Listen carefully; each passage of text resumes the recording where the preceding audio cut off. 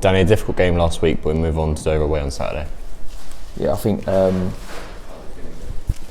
it's going to be a real tough game.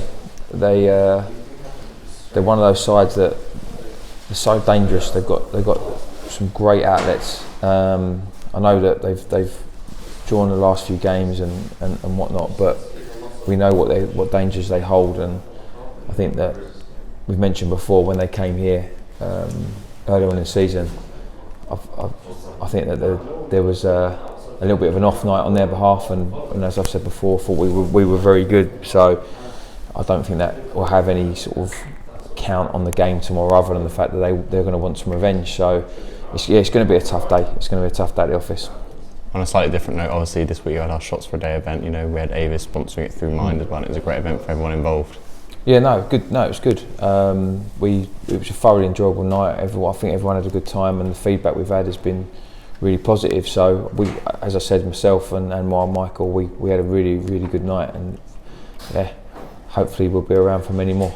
Like we mentioned in our Eastman Weekly yesterday, the social media negativity of it is important with the work we're doing with mental health in particular. It was important that sort of gets brushed under the rug and sorted out quickly. Yeah, no, I think that there's people. Social media is a massively powerful medium, and if you've got the right sort of things being done on that, then you can really influence and help people's lives. But the negative side of that is if you want to be personal and talk about people in a way that probably you've got no right to, it can have quite bad ramifications, and people need to be careful what they post and how they post it, because you don't know everyone's state of mind, and everyone you kind of see or something happens to that's quite negative, everyone always says, I never saw that coming, because they seemed fine to us. So I think you have to be careful what state of mind people are in. And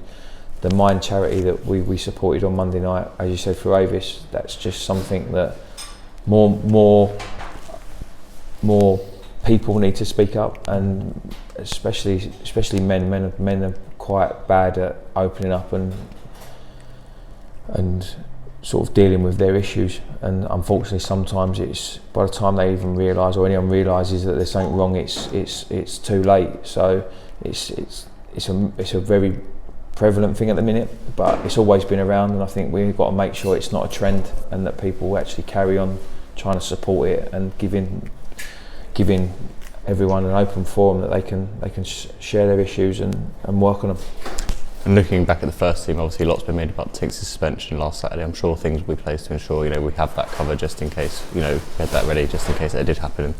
Yeah, look, you never sort of sit in the office and plan for a sending off. You don't.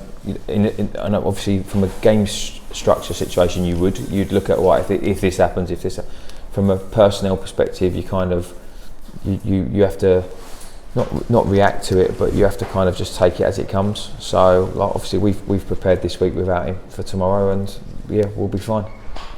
On a positive note though, Harry Taylor came on for the last few minutes of the game, and it was really a positive for the academy play, and really showed the staff what a good job they're doing behind the scenes. Yeah, Harry's one of 5 or 6 that we really like and has been training with us on a regular basis. So the academy's doing a great job. What we've got to do now is make sure that we put plans in place long term so we can secure the futures of these players. Because the way the system works, and I'm hoping the National League are going to work on it, that if we do have a talent that a bigger club from the league or wherever can come along and they can just take them. There's protections in place in the league because of the categorisation that the Premier League put in place with the EPPP. There's a compensation package for each band.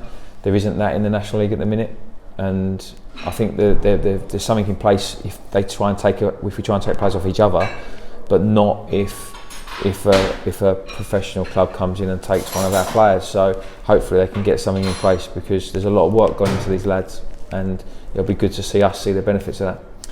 And we're on a good run. Obviously I think we're 5 games unbeaten now, and it's good to see we'll be looking to carry that on Saturday.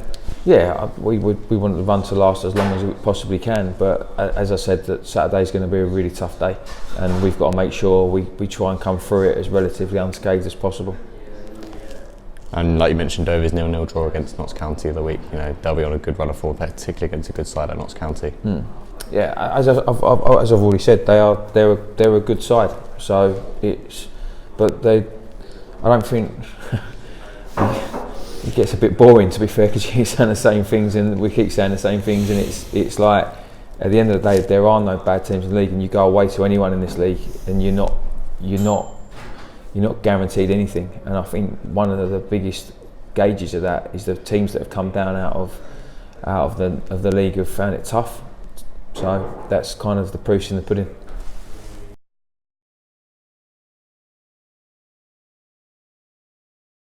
Click here for the next video, click here to subscribe.